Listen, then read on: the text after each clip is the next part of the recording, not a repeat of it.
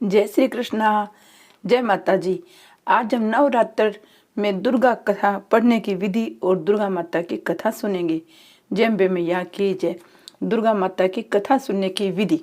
इस व्रत में उपवास या फलाहार आदि का कोई विशेष नियम नहीं है। प्रातःकाल उठकर स्नान करके मंदिर में जाकर या घर पर ही नवरात्रों में दुर्गा जी का ध्यान करके ये कथा पढ़नी चाहिए। कन्याओं के लिए व्रत विशेष फलदायक है। श्री जगदम्बा की कृपा से सब विघ्न दूर हो जाते हैं। कथा के अंत में बारंबार दुर्गा माता तेरी जय हो, दुर्गा माता तेरी जय हो का उच्चारण करना चाहिए। जय अम्बे मैया की जय। अब हम कथा शुरू करेंगे। बृहस्पति जी बोले, हे ब्राह्मण देव, आप अत्यंत बुद्धिमान, सर्वशास्त्र चारों वेदों को जानने वालों में श्रेष्ठ हो। हे प्रभु, कृपा करके मेरा वचन सुनो। चैत, आसीवन, माघ और आषाढ़ मास के शुक्ल पक्ष में नवरात्र का व्रत उत्सव क्यों किया जाता है? हे भगवान, इस व्रत का क्या फल है? किस प्रकार करना उचित है? पहले इस व्रत को किसने किया? सो आप मुझे विस्तार से कहिए। बृहस्पति जी का ऐसा प्रश्न सुनकर ब्रह्मा जी कहने लगे, हे बृहस्पति, प्राणियों के हित का ने की इच्छा से तुमने बहुत ही अच्छा प्रश्न किया है। जो मनुष्य मनोरथ पूर्ण करने वाले दुर्गा महादेवी सूर्य नारायण का ध्यान करते हैं वे मनुष्य धन्य हैं। यह नवरात्र व्रत संपूर्ण कामनाओं को पूरा करने वाला है। इसके करने से पुत्र चाहने वाले को पुत्र, धन चाहने वाले को धन, विद्या चाहने वाले को विद्या, सुख चाहने वाले को सुख मिल सकता है। इस व्रत को करने से रोगी मनुष्य का रोग दूर हो जाता है। कारागार में पड़े मनुष्य बंधन से छूट जाता है। मनुष्य की संपूर्ण संपत्तियां उसके घर में आकर उपस्थित हो जाती है। बंध्या और काक बंध्या को इस व्रत के करने से पुत्र उत्पन्न होता है। समस्त पापों को दूर करने वाले इस व्रत को करने से ऐसा कौन सा मनोरथ है जो सिद्ध नहीं हो सकता? जो मनुष्य इस अल्प देह को पाकर भी नवरात्र का व्रत नहीं करता वह अनेक दुखों को भोगता है। इस देह को छोड़ने के बाद नरक का अधिकारी होता है। यदि व्रत करने वाला मनुष्य सारे दिन का उपवास न कर सके, एक समय भोजन करे, उस दिन बांधों सहित नवरात्र व्रत की कथा श्रवण करे। हे बृहस्पति, जिसने पहले इस व्रत को किया है उसका पवित्र इतिहास में तुम्हें सुनाता हूँ, तुम सावधान होकर सुनो। ब्रह्मा जी बोले, पीठत नामक मनोहर नगर में एक सुन्नाथ नाम का ब्राह्मण रहता था। वह भगवती दुर्गा का भगत था। उसके संपूर्ण सद्गुणों से युक्त मानव ब्रह्मा की सबसे पहली रचना हो ऐसी यथार्थ नाम वाली सुमति नाम की एक अत्यंत सुंदर कन्या पैदा हुई। वह कन्या सुमति अपने पिता के घर बालकपन में अपनी सहेलियों के साथ क्रीड़ा करती हुई इस प्रकार बढ़ने लगी जैसे शुक्ल पक्ष में चंद्रमा की कला बढ़ती है। उसका पिता प्रतिदिन दुर्गा की पूजा और होम किया करता था। उसे वह भी नियम से वहाँ उपस्थित होती थी। एक दिन वह सुमति अपनी सखियों के साथ खेल में लग गई। भगवती के पूजन में उपस्थित न उसके पिता को पुत्री की ऐसी असावधानी देकर क्रोध आया और पुत्री से कहने लगा, ए दुष्ट पुत्री, आज प्रभात से तुमने भगवती का पूजन नहीं किया। इस कारण मैं किसी कुष्ठी और दरिद्र मनुष्यों के साथ तेरा विवाह करूंगा। इस प्रकार कुपित पिता के वचन सुनकर सुमति को बड़ा दुख हुआ और पिता से कहने लगी, हे पिताश्री, मैं आपकी कन्या हूँ तथा आपके सब तरह से अधीन हूँ। जैसे आपकी इच्छा हो वैसा करो, पर होगा वही जो मेरी भाग्य में लिखा हुआ है। मेरा तो इस पर पूर्ण विश्वास है।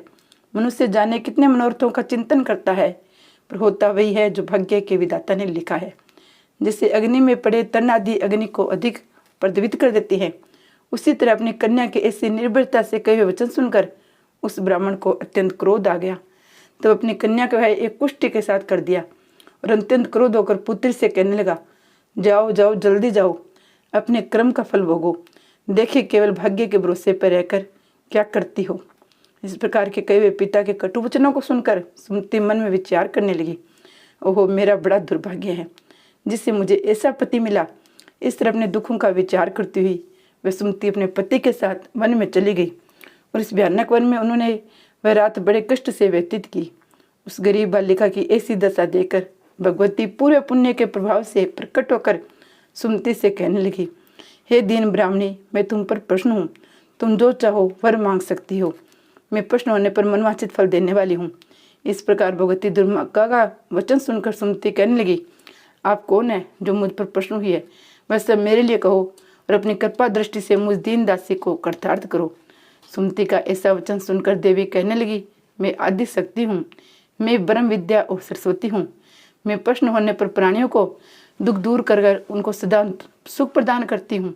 हे ब्राह्मणी, मैं तुझ पर तेरे पूर्व जन्म के पुण्य के प्रभाव से प्रश्न हुई हूँ तुम्हारे पूरे जन्म का वृत्तांत सुनाती हूँ तो सुनो। तुम पूरे जन्म में निषाद एक भील की स्त्री थी और पतिव्रता थी। एक दिन तेरे पति निषाद ने चोरी की। चोरी करने के कारण तुम दोनों को सिपाहियों ने पकड़ लिया और ले जाकर जेल खाने में कैद कर दिया। उन लोगों ने तेरे पति को भोजन भी नहीं दिया। इस प्रकार नवरात्रों के दिनों में तुमने न तो कुछ खाया न जल पिया, इसलिए 9 दिन तक नवरात्र का व्रत हो गया। हे ब्राह्मणी, उन दिनों में जो व्रत हुआ उस व्रत के प्रभाव से प्रसन्न होकर मनवांछित वर दे रही हूँ। तुम्हारी इच्छा हो वरदान मांगो। इस प्रकार माँ दुर्गा के कई वचन सुनकर ब्राह्मणी बोली, हे माँ दुर्गे, अगर आप मुझ पर प्रश्न है तो कृपा कर मेरे पति के कोढ़ को दूर करो। देवी कहने लगी, उन दिनों में जो तुमने व्रत किया था उस व्रत के एक दिन के पुण्य अपने पति को कोढ़ दूर होने के लिए अर्पण करो। मेरे प्रभाव से तेरा पति कोढ़ से रहित और सोने के समान शरीर वाला हो जाएगा। इस प्रकार देवी का वचन सुनकर मैं ब्राह्मणी अपने पति को निरोगी करने की इच्छा से ठीक है ऐसी बोली। तब उसके पति का शरीर भगवती दुर्गा की कृपा से कुष्ठिन होकर अति कांतिवान हो गया, जिसकी कांति के समान चंद्रमा की कांति भी क्षीण हो जाती है। वह ब्राह्मणी पति के मनोहर देह को देखकर देवी की स्तुति करने लगी। हे माँ दुर्गे, आप दुर्गति को दूर करने वाली हो, तीनों जगत का संताप करने वाली हो, समस्त दुखों को दूर करने वाली हो, रोगी मनुष्य को निरोग करने वाली हो, प्रश्न होने पर मनोवांछित वस्तु को देने वाली हो और दुष्ट मनुष्यों का नाश करने वाली हो। तुम इस सारे जगत के माता पिता हो। हे अम्बे, मुझ अपराध रहित अम्बला की मेरे पिता ने कुष्ठी के साथ भय कर मुझे घर से निकाल दिया। उसकी निकाली हुई मैं पृथ्वी पर घूमने लगी। आपने मेरा इस आपत्ति रूप समुद्र से उद्धार किया है। आपको मैं बारंबार प्रणाम करती हूँ, मुझ दिन की रक्षा करो। ब्रह्मा जी बोले, हे बृहस्पति। इस प्रकार सुमति ने मन से देवी की बहुत स्तुति की। उससे की हुई स्तुति सुनकर देवी को बहुत संतोष हुआ और फिर ब्राह्मणी से कहने लगी, हे ब्राह्मणी, तेरे उद्दालक नाम का अति बुद्धिमान कीर्तिमान जितेंद्रिय पुत्र सिंगर होगा। ऐसा कहकर वह देवी उस ब्राह्मण से फिर कहने लगी, हे ब्राह्मणी, जो तेरी इच्छा हो वह मनवांछित वस्तु मांग सकती हो। ऐसा भगवती दुर्गा माँ का वचन सुनकर सुमति बोली, हे भगवती दुर्गे, अगर आप मेरे ऊपर प्रश्न है तो कृपा कर मुझे वह नवरात्र व्रत विधि बताइए, जिसके करने से आप प्रसन्न होकर मनवांछित फल देती है। इस प्रकार ब्राह्मणी के वचन सुनकर माँ दुर्गा कहने लगी, हे ब्राह्मणी, मैं तुम्हारे लिए संपूर्ण पापों को दूर करने वाली नवरात्र व्रत की विधि बताती हूँ, जिसको सुनने से तुम्हारे पापों को छुटकर मोक्ष की प्राप्ति हो जाती है। 80 वन मास के शुक्ल पक्ष की चैत्र शुक्ल पक्ष की प्रतिपदा को लेकर 9 दिन तक विधि पूर्वक व्रत करो। यदि दिन भर व्रत न कर सको तो एक समय भोजन करो। योग्य ब्राह्मण से पूछकर कल स्थापना करे, फिर वाटिका बनाकर उसको प्रतिदिन जल से सींचे। महाकाली, महालक्ष्मी, महासरस्वती इनकी मूर्तियां बनाकर उनकी नित्य विधि सहित पूजा करे। पुष्पों से विधि पूर्वक अर्घ्य दे। बिजोरा के फूल से अर्घ्य देने के रूप में की प्राप्ति होती है। जायफल से कीर्ति, दाख से कार्य की सिद्धि होती है।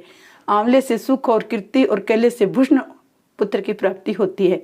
इस प्रकार फलों से अर्घ्य देकर यथा विधि हवन भी करे। खांड, घी, गेहूं से जो तिल, बेलव, नारियल, दाख और कंदव इसे हवन करे। गेहूं से होम करने से लक्ष्मी की प्राप्ति होती है। खीर से परिवार वृद्धि और चंपा के पुष्पों से धन, पत्तों से तेज और सुख की प्राप्ति, कमल से राज सम्मान और खांड, घी, नारियल, जो तिल इसे फलों में से होम करने से मनवांछित वस्तु की प्राप्ति होती है। व्रत करने वाला मनुष्य इस विधान से होम करके आचार्य को अत्यंत नम्रता से प्रणाम करे। इस व्रत की सिद्धि के लिए उसे दक्षिणा दे।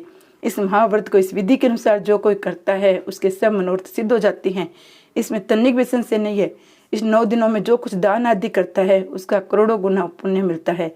इस नवरात्र की कथा को करने से अश्वमेध यज्ञ का फल मिलता है। हे ब्राह्मणी, इन संपूर्ण कामनाओं को पूर्ण करने वाले उत्तम व्रत को तीर्थ, मंदिर और घर में विधि के अनुसार करे। ब्रह्मा जी बोले, हे बृहस्पति, इस प्रकार ब्राह्मणों के व्रत की विधि और फल देकर देवी अंतर्ध्यान हो गई। मनुष्य और स्त्री इस व्रत को भक्तिपूर्वक करते हैं या जो भी करता है इस लोक में सुख पाकर अंत में दुर्लभ मोक्ष को प्राप्त होता है। हे बृहस्पति, तुमने सब प्राणियों का हित करने वाले इस अलौकिक व्रत को पूछा है, इसलिए तुम धन्य हो। ये भगवती शक्ति संपूर्ण लोगों का पालन करने वाली है। इस महादेवी के प्रभाव को कौन जान सकता है, अर्थात कोई नहीं जान सकता। दुर्गा मैया सदा ही तेरी जय हो। अम्बे मैया तेरी सदा ही जय।